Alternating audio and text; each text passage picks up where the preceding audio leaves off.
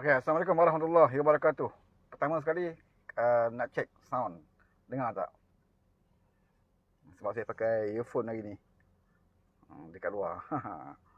Okey, selamat berpuasa. Assalamualaikum. Selamat berpuasa. Salam Ramadan.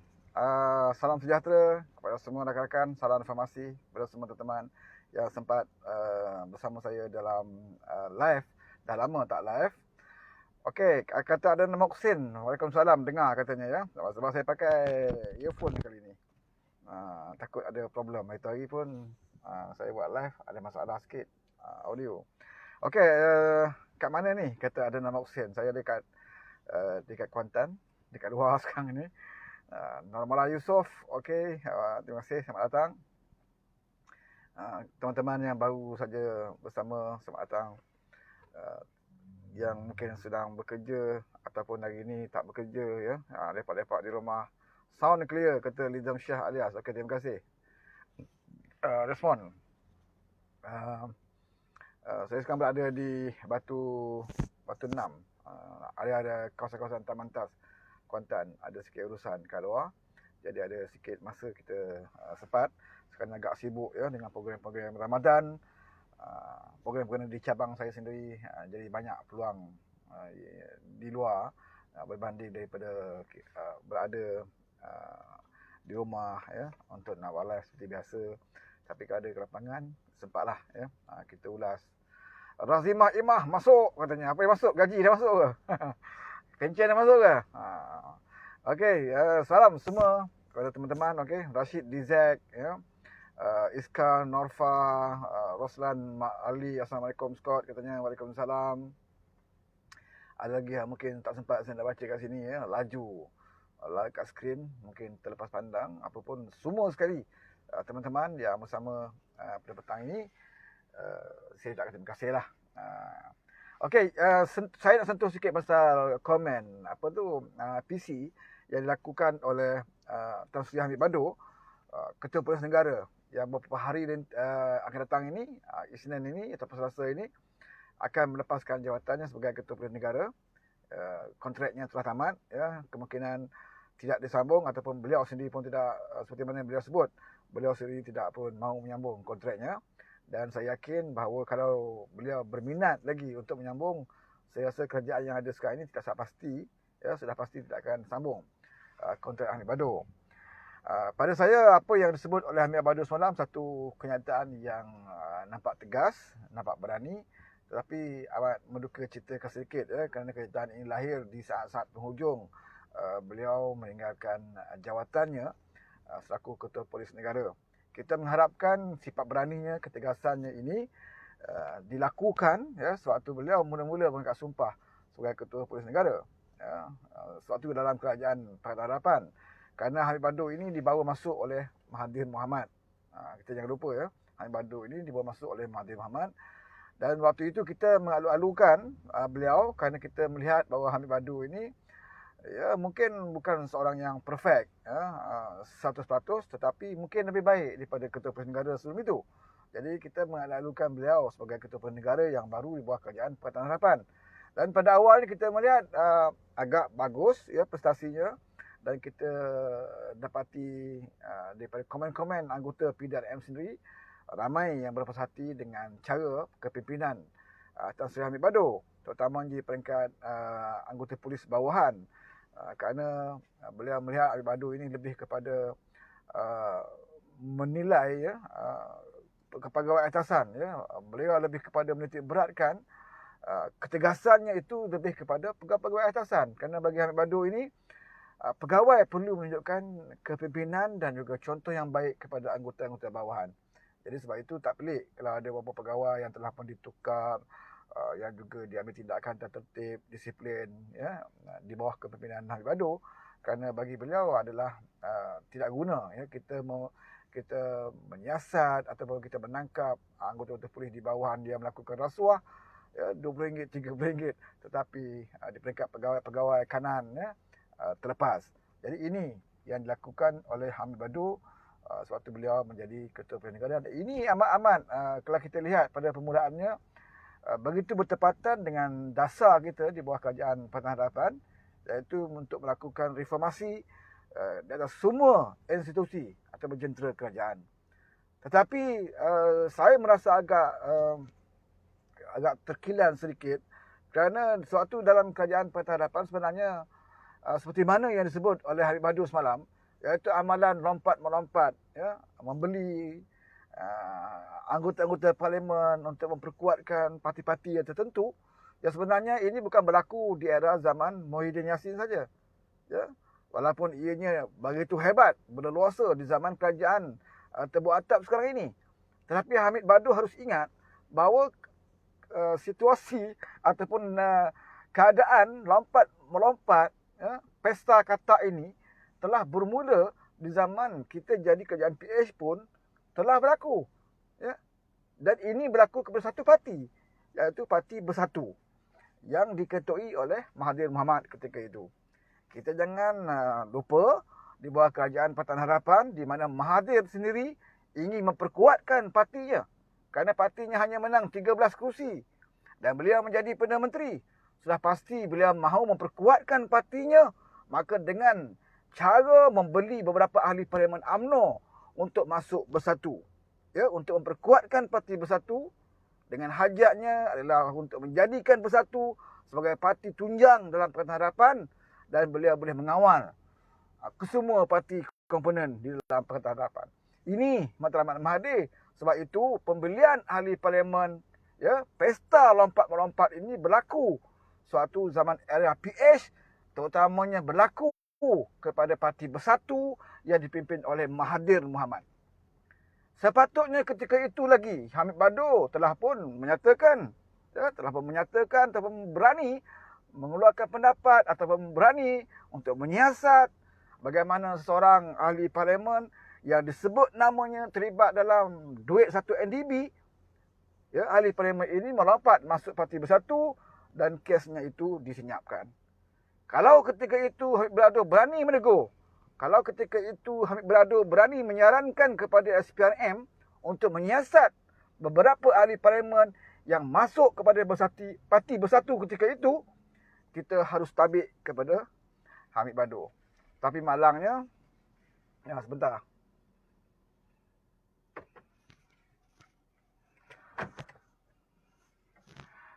Tapi malangnya ianya tidak berlaku dan apa yang berlaku adalah Hamid Badu meluahkan pandangan dan kekesalannya apabila beliau menghampiri ke penghujung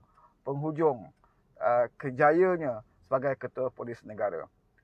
Tapi walaupun agak lewat, ya, beliau menunjukkan keberaniannya, tapi sekurang-kurangnya ada suara yang ingin dibawa oleh Hamid Badu dan diharapkan agar suara itu dapat didengar oleh kepimpinan Ketua Polis Negara yang baru, ya, siapa nama saya pun tak pasti. Tapi kita harapkan bahawa kepimpinan Ketua Polis Negara yang baru ini akan dapat melakukan perubahan kepada dasar pemerintahan PDRM itu sendiri. Asasnya telah pun dimulakan oleh Tan Sri Hamid Badu dan kita mengharapkan bahawa ianya dapat dipertahankan, bukan saja dipertahankan, malahan ianya akan dapat diperkuatkan di bawah kepimpinan Ketua Polis Negara yang baru. Tapi percayalah saudara, ya, bak kata Datuk Seri Anwar Ibrahim memetik kata-kata pepatah bahasa Cina, ya, pepatah bangsa Cina yang menyatakan bahawa ikan busuk bermula daripada kepala. Ya, datang mana sekalipun, hebat mana sekalipun pegawai polis negara, tetapi sekali berada dalam bawah kerajaan yang korup, bawah kerajaan Pakatan Nasional ini, maka tidak ke mana pun, ya. Dan kita boleh lihat bagaimana Hamid Badu gagal melaksanakan tugasnya dan begitu baik seperti mana yang beliau kehendaki. Beliau gagal melakukan reform kepada PDRM kerana beliau berada di bawah kepimpinan Kerajaan Pakatan Harapan yang diketuai oleh Mahathir Mohamad. Ya, sebuah Kerajaan Pakatan Harapan yang dipimpin ataupun Perdana Menterinya seorang yang boleh dikatakan masih lagi diktator, masih lagi tidak menghilangkan sikap diktatornya. dan yang anti kepada reform. Maka sebab itulah Hamid Badu juga gagal melaksanakan tugas dan tanggungjawabnya dengan lebih berkesan kerana tidak dapat dibantu oleh kerajaan yang betul-betul ingin melaksanakan reformasi. Selepas kerajaan Pakatan Harapan tumbang, Hamid Badu mengharapkan sebuah kerajaan yang baik, iaitu kerajaan kononnya kerajaan Melayu Islam di bawah kerajaan Perikatan Nasional. Tapi malangnya ianya lebih teruk, ya, lebih tidak begitu cemerlang, bukan tidak begitu bersilang, lebih teruk daripada apa yang dijangkakan. Ya, kerajaan Melayu Islam ini dilihat lebih teruk daripada kerajaan yang dipimpin oleh parti komunis lah, ya, kalau dibandingkan dengan negara China, dengan negara lain, ya. Dari segi ekonomi, ya, keadilannya dan integritinya, ya, jauh lebih baik, ya, negara yang dipimpin oleh parti komunis itu sendiri. Sebab itu saya katakan bahawa betullah apa yang sekarang ini diwawarkan, bahawa kerajaan sekarang ini adalah kerajaan yang gagal, ya, kerajaan yang gagal. Bukan saja gagal dari segi menguruskan ekonomi, pendidikan dan sebagainya, COVID dan sebagainya. Gagal serba-serbi, ya, untuk bangsa ataupun agama itu sendiri. Sebab itu kalaulah kepimpinan di bawah PDRM ini, ya, di bawah PDRM ini adalah sebuah dia dilantik Ketua Perdana Negara yang baru bagi menggantikan Hamid Badu, saya rasakan letaklah mana-mana pemimpin sekalipun mengetui, ya, mana-mana pegawai sekalipun mengetui PDRM ini, letaklah sesiapa pun, ya, kalau kerajaan ini diketui ataupun ditadbir oleh sebuah kerajaan yang korup, ya, seperti mana kerajaan Perikatan Nasional ini, maka tidak ada kesannya kepada mana-mana jabatan ataupun institusi, ya. Jadi ikan busuk bermula daripada kepala ini, ya, baik macam mana pun di bahagian tengah ikan, tetapi kalau dah kepalanya busuk, ikan itu tetap juga busuk, ya, tetap juga busuk. Jadi kalau kita ada pengarah custom yang baik, integriti, ketua Perdana Negara yang baik, mungkin juga kita ada pegawai ataupun jeneral Angkatan Tentera yang baik, tetapi kalau kita ada pemimpin-pemimpin politik, menteri-menterinya di kalangan orang-orang yang korup, di kalangan orang-orang yang tidak ada integriti, maka segalanya, ya, tidak lagi memberi makna. Jadi inilah yang kita boleh lihat dan kita boleh dapat buktinya di bawah kerajaan Pakatan Harapan, di mana Mahathir Mohamad itu sendiri seorang Perdana Menteri yang tidak ada integriti, seorang Perdana Menteri yang menggunakan, ya, jawatannya sebagai Perdana Menteri untuk memperkuatkan partinya, untuk kepentingan peribadinya, ya, bukan ada nawaitu untuk melakukan reform sekalipun, walaupun Pakatan Harapan menjanjikan reformasi di dalam PRU14 yang lalu, dan pada awalnya beliau bersetuju untuk melaksanakan agenda reform, tetapi apabila beliau menjadi Perdana Menteri, agenda reform itu tidak dilaksanakan, bahkan agenda peribadinya, agenda partinya itu yang diutamakan. Maka sebab itulah saya sebutkan tadi bahawa Mahathir Mohamad ini membeli beberapa ahli parlimen daripada UMNO, ya, terutamanya yang juga terdapat kes-kes yang melibatkan satu NDP dibawa masuk ke dalam Parti Bersatu hanya untuk memperkuatkan Parti Bersatu. Ya, hanya untuk memperkuatkan Parti Bersatu. Jadi ketika itu, ya, kejadian katak lompat-melompat ini telah pun berlaku. Dan ianya semakin hebat apabila kerajaan Pakatan Nasional, kerajaan Tebu Atap ini berkuasa kerana kerajaan ini tidak mendapat sokongan di kalangan ahli-ahli parlimen, tidak mendapat sokongan majoriti di kalangan ahli-ahli parlimen. Ya. Kerajaan yang lemah sudah pastilah akan cuba selai upaya untuk mempertahankan kerajaan yang beliau kuasai sekarang ini. Ya. Mereka gunakan apa saja cara, darurat dan sebagainya, dan menggunakan pandemik COVID ini sebagai satu, ya, peluang untuk kerajaan, ya, yang tidak mendapat mandat rakyat ini untuk lebih lama berkuasa. Dan hari ini kita lihat kemarahan rakyat kepada kerajaan yang ada bertambah meluap-luap menjelang Ramadan. Ya, berbagai-bagai arahan, berbagai-bagai peristiwa yang kita lihat berlaku. Ya, sekarang ini di bawah kerajaan Melayu Islam ini bukan saja ekonomi rosak, semua serba-serbi rosak di bawah kerajaan yang ada ini. Kalau dalam PH kita tak kata kerajaan PH itu perfect, yang betul ada kelemahan. Dan lebih lemah lagi apabila dipimpin oleh seorang Perdana Menteri yang tidak mahu melakukan reformasi. Ya, kita akui itu. Tetapi kerajaan yang menggantikan kerajaan PH ini, walaupun tanpa mendapat mandat rakyat, kerajaan ini hancur. Bukan sahaja dari segi ekonomi, bukan sahaja pendidikan, agama, bangsa, sosial, malahan ya, penyatuan perpaduan kaum, penyatuan sesama Islam pun hancur di bawah kerajaan yang ada.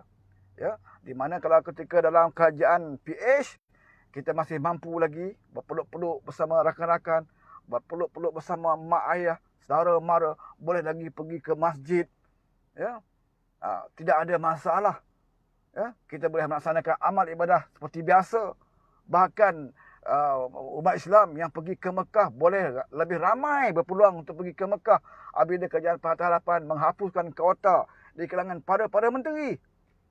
Ya, mempercepatkan lagi giliran jemaah-jemaah haji untuk melaksanakan ibadah haji mereka di bawah kerajaan PH. Bawah kerajaan Tebuk Atap ini, usah bicara tentang kuota, pergi ke Mekah pun tak boleh, kecuali Azmin Ali lah yang dapat pergi sana sebagai pencuci lantai. Kita dekat sini, dekat Malaysia, nak jumpa mak ayah pun tak boleh. Ya, macam-macam sekatan.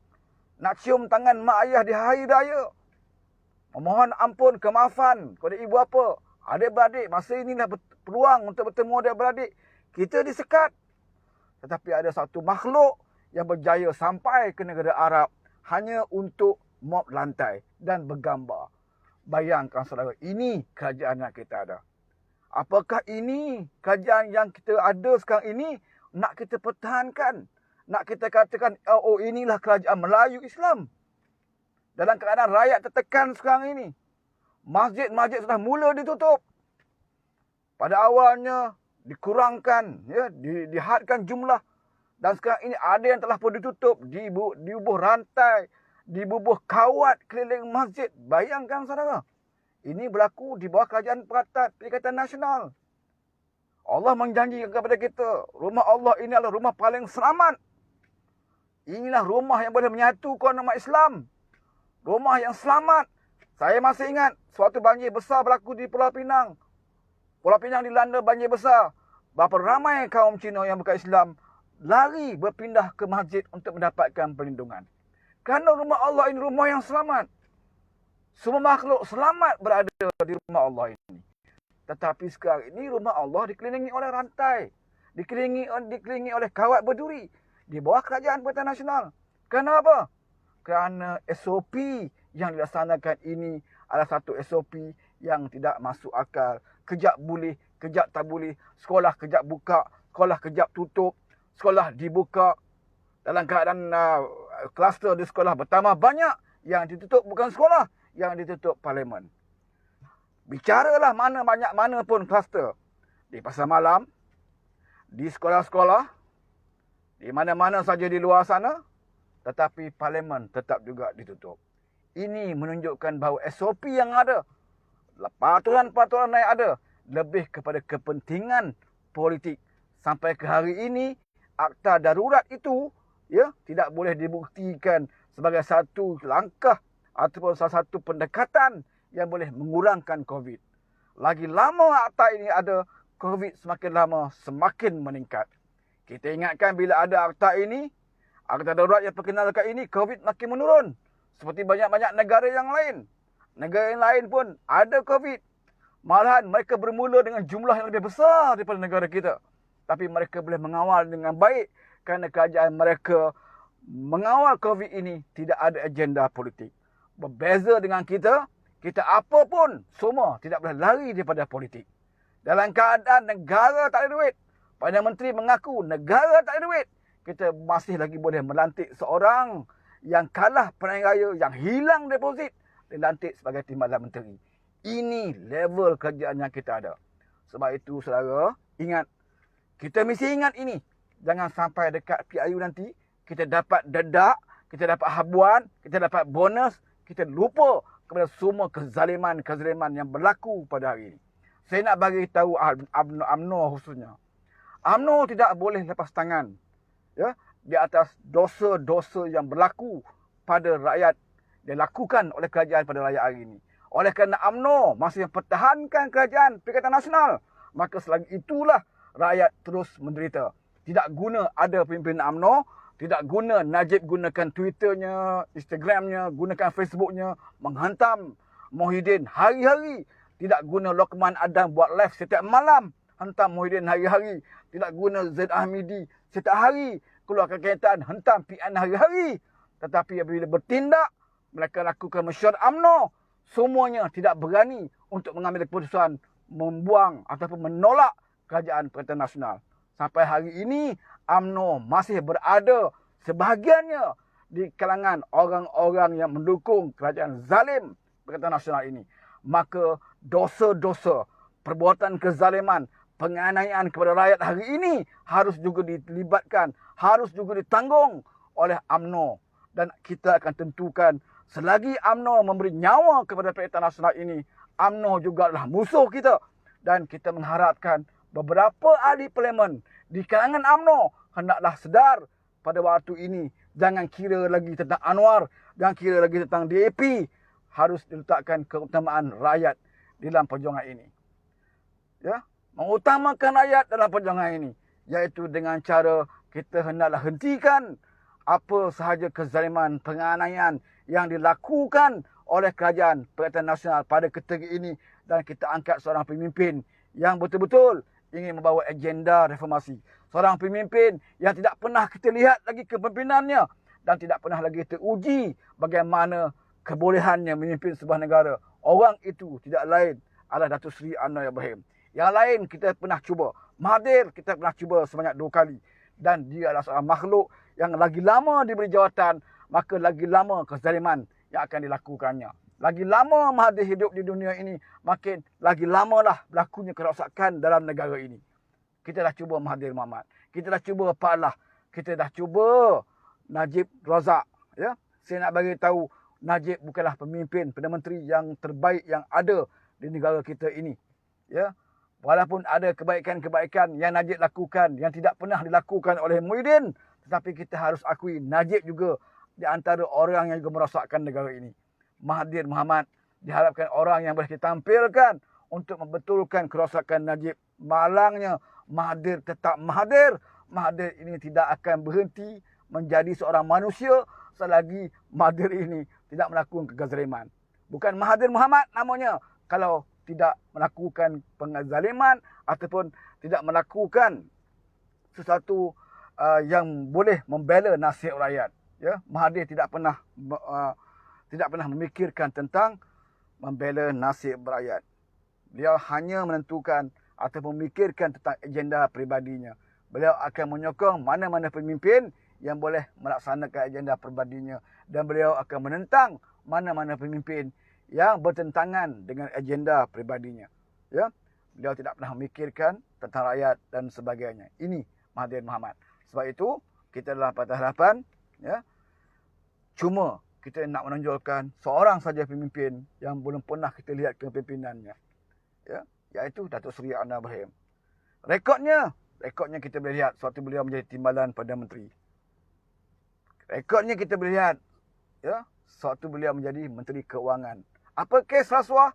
Apa kes penyelewengan? Lihat tentang dirinya sendiri, lihat tentang kaum keluarganya, anak-anaknya. Tidak melambangkan seorang pemimpin yang kaya raya jutawan, ya. Seperti mana kita lihat anak Najib, seperti mana kita lihat anak Mahathir. Ya. Jauh bezanya, saudara. Ya. Anwar Ibrahim pernah jadi Menteri Keuangan. Memegang dana negara, harta negara, kunci kepada kekayaan negara pernah dipegang oleh Datuk Seri Anwar Ibrahim. Tetapi apa yang ada pada diri beliau? Apa yang ada pada anak-anak beliau? Syarikat mana, saham mana yang anak dia miliki sekarang ini? Ya? Dan Anwar Ibrahim juga adalah seorang pemimpin yang telah diuji dengan fitnah. Anwar Ibrahim seorang pemimpin yang pernah diuji sebagai seorang banduan, pernah berada dalam penjara. Anwar Ibrahim juga seorang insan yang pernah diuji dengan fitnah, bukan saja terhadap dirinya, tetapi terhadap kaum keluarga dan anak-anaknya. Beliau diuji dengan kesenangan sebagai timbalan Perdana Menteri. Beliau juga diuji dengan dengan kesusahan dan kesukaran, iaitu berada dalam penjara. Orang yang pernah diuji dengan kesenangan, orang yang pernah diuji dengan kesusahan dan juga penderitaan, orang itu bernama Anwar Ibrahim. Dan orang inilah yang selayaknya memimpin negara kita. Kerana beliau tahu bagaimana keadaan apabila kita merasa senang. Dan beliau juga tahu bagaimana keadaan apabila merasa susah dan juga derita. Orang ini akan belajar daripada pengalaman-pengalamannya. Sebab itulah kita harapkan Anwar ini satu hari nanti akan kita angkat dan kita nobatkan menjadi Perdana Menteri Malaysia. Itu sahaja setakat ini. InsyaAllah kita akan bertemu dalam mengulas isu-isu yang lain. Dan saya mengucapkan terima kasih kepada saudara yang sempat bersama saya pada petang ini. Ini pun ambil peluang sambil-sambil lalu. Orang mahu nak beli barang sikit. Jadi ada masa seketika rasa nak ulas jugalah tentang apa yang disebut oleh Hamid Badu. Kita mengucapkan tahniah, syabas kepada beliau. Ada juga kebaikan sepanjang beliau memegang jawatan selaku Ketua Polis Negara. Tetapi saya tak setuju apabila beliau menyatakan bahawa aksi lompat-melompat ini berlaku pada kerajaan yang ada pada hari ini. Ianya berlaku lebih lama sebelum itu, iaitu zaman Mahathir Mohamad, dan ia dicetuskan oleh Mahathir Mohamad untuk membeli beberapa orang ahli parlimen berada untuk memperkuatkan Parti Bersatu. Dan apa yang dilakukan oleh Mahathir Mohamad ini dipelajari, hanya dipelajari oleh Muhyiddin Yassin. Jadi Mahathir tidak ada nilai sama sekali untuk memberikan ulasan apa yang dilakukan oleh Muhyiddin hari ini. Mahathir tidak ada langsung moral untuk bercerita tentang rasuah. Mahathir bukan orangnya nak bercerita tentang rasuah. Mahathir juga bukan orangnya yang nak bercerita tentang perkhianatan. Mahathir juga bukan orangnya nak cerita tentang penyatuan Melayu, Islam dan sebagainya. Kerana beliaulah punca segala apa yang berlaku pada negara hari ini. Beliaulah punca segala apa yang berlaku ke atas semua perkara yang berlaku pada hari ini. Saya nak sebut. Dari segi ekonomi sebagainya, kemusnahan ekonomi berpunca daripada Mahathir Mohamad, kerana beliau sendiri membuka ruang kepada para pengkhianat ini untuk merampas mandat rakyat. Apabila mandat rakyat ini diberikan kepada Mahathir Mohamad, Mahathir Mohamad tidak sayang kepada mandat rakyat. Mahathir Mohamad lupa kepada mandat rakyat. Beliau hanya memikirkan tentang kepentingan dirinya. Beliau hanya memikirkan dendam peribadi kepada Datuk Seri Anwar Ibrahim. Maka sebab itulah beliau sanggup meletakkan jawatannya, dan akhirnya dengan perbuatannya itu memberi ruang kepada musuh-musuh politik, memberi ruang kepada pengkhianat untuk merampas kerajaan yang kita pernah wujudkan hasil daripada perjuangan puluhan tahun yang lalu. Okey, jadi Mahathir tidak perlu nak cerita, nak ulas. Jadi apa saja yang Mahathir ulas, tidak perlulah kita layan. Kerana orang tua ni, bila dia ada kuasa, dia tidak lakukan. Bila dia hilang kuasa, baru nak ceritalah tentang berbagai-bagailah keadilan dan sebagainya. Ini manusia yang bernama Mahathir Mohamad. Sebab itu, orang yang harus kita jadikan fokus pada PRU yang ke-15 akan datang ialah Datuk Seri Anwar Ibrahim. Kalau kita bawa nama Pakatan Rapat ini di dalam kempen kita untuk PRU yang ke-15, dan orang yang kita bawa itu tidak lain adalah Datuk Seri Anwar Ibrahim. Terpulang kepada parti-parti mana dalam Pakatan Harapan, sama ada mereka bersetuju atau tidak dengan Datuk Seri Anwar Ibrahim. Kalau mereka tak bersetuju, mereka harus tampilkan siapa pemimpin yang boleh ataupun boleh menandingi ataupun lebih keupayaan daripada Datuk Seri Anwar Ibrahim. Kita bukan taksub, kita tidak kata Anwar Ibrahim ini seperti malaikat yang tidak ada dosa dan silap, tapi bayangkan ataupun cuba tanya diri kita sendiri, siapakah tokoh lain yang lebih hebat daripada manusia yang bernama Anwar Ibrahim ini. Namanya bukan saja terkenal dalam negara kita, namanya juga terkenal di luar negara. Ya. So itu tidak pelik kalau beberapa kedutaan khas sanggup bertemu dengan beliau, sanggup mengadakan pertemuan dengan Datuk Seri Anwar Ibrahim. Semua duta dan negara kita telah mengadakan pertemuan dengan Datuk Seri Anwar Ibrahim. Kerana beliau tahu bahawa inilah sebenarnya tokoh yang rakyat mahu sebagai Perdana Menteri, bukannya Muhyiddin Yassin. Ya. Sebab itu akhir sekali saya menyeru sekali lagi kepada Kebah Duli Tuanku, kalau beliau, kalaulah tuanku dapat kembali melihat apa yang berlaku kepada rakyat pada hari ini. Ya. Kerana kalau dilihat kepada page-page istana dan juga dilihat kepada komen-komen yang ada dalam page istana, jelas sekali apa kebimbangan rakyat pada hari ini. Dan kita mengharapkan Kebah Duli Tuanku ada rasa simpati dengan apa yang rakyat lalui sekarang ini. Dan kita juga mengharapkan Kebah Duli Tuanku juga sedar dan juga dalam pengetahuannya bahawa Perdana Menteri yang ada hari ini bukanlah Perdana Menteri yang mendapat sokongan mencuti dalam parlimen, dan tidak selayaknya Perdana Menteri ini memuatakan ataupun meluluskan darurat yang sehingga hari ini ternyata menyusahkan rakyat. Sekian, cukup sampai di sini. Sekarang pukul 3 menghampiri 3.30. Sekali lagi saya mengucapkan ribuan terima kasih kepada teman-teman. InsyaAllah kita akan ulas dalam banyak isu yang lain. Dan bagi yang bagi yang dapat balik kampung, selamat Hari Raya. Yang tak dapat balik kampung, kita berayalah di mana kita berada. Dan kita perbanyakkan doa kita dalam bulan puasa ini. Doa-doa lebih berkat, mendapat keberkatan daripada Allah dengan doa-doa kita, dengan amal-amalan kita, supaya kerajaan yang ada ini dengan bantuan Allah Subhanahu Wa Taala, dengan doa kita semua, kita mengharapkan kerajaan yang ada ini ditamatkan ataupun dijatuhkan dengan cara, tak kira apa cara sekalipun, asalkan cara itu berlandaskan kepada undang-undang dan juga perlembagaan. Dengan apa cara sekalipun, tindakan pimpinan-pimpinan parti politik yang sedar akan tanggungjawab mereka melakukan sesuatu untuk menyelamatkan negara kita. Jangan kita hanya menunggu saja PRU yang ke-15 tanpa kita berusaha untuk menyelamatkan negara kita. Kita mengharapkan bahawa perubahan yang berlaku dengan pantas, dengan cepat, tanpa kita menunggu PRU yang ke-15 akan datang. Jadi semua ini memerlukan sokongan dan juga dukungan daripada kita semua, kerana pimpinan juga memerlukan sokongan, dukungan daripada kita semua. Dan kepada pemimpin-pemimpin UMNO, cukuplah kamu bersandiwara di hadapan ahli-ahli, tetapi sebenarnya kamu tidak ada keberanian untuk melakukan sesuatu yang boleh mengangkat kembali maruah dan juga keadaan negara kita. Okey, suara pun dah serak.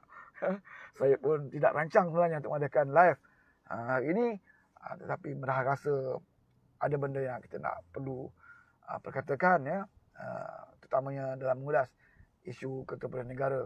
Seperti yang saya sebut tadi, bahawa banyak perkara yang baik yang beliau lakukan, termasuk juga kita bagikan penghargaan kepada Ketua Johor yang nyata, lebih berani, dan amat malang sekali sekiranya Hamid Badu ini Ketua Negara, sepatutnya beliau berada di bawah kerajaan Pakatan Harapan yang melaksanakan agenda reform. Kalau kerajaan Pakatan Harapan itu adalah kerajaan yang dipimpin oleh Datuk Seri Anwar Ibrahim dan Ketua Negara itu adalah Hamid Badu, maka yakinlah bahawa negara kita akan dihormati, lebih bermaruah lagi. Tapi malangnya Hamid Badu ini berada di bawah kerajaan Pakatan Harapan yang dipimpin oleh Mahathir dan kemudiannya dipimpin oleh kerajaan yang tidak mendapat mandat rakyat, iaitu kerajaan Muhyiddin Yassin. Jadi apa kelebihan yang ada pada Hamid Badu itu sia-sia, tidak dapat kita lihat kebaikannya. Dan kita mengharapkan, dan saya tidak menaruh keyakinan kepada penggantinya, kerana selagi kerajaan itu diketuai oleh kerajaan Perikatan Nasional, datanglah orang mana, sehebat mana sekalipun, wali keramat mana sekalipun yang menjadi ketua Perdana Negara, ia yang tidak akan dapat memberi kesan. Cukup sampai di sini saja dulu. kita jumpa lagi di lain masa. Assalamualaikum warahmatullahi wabarakatuh.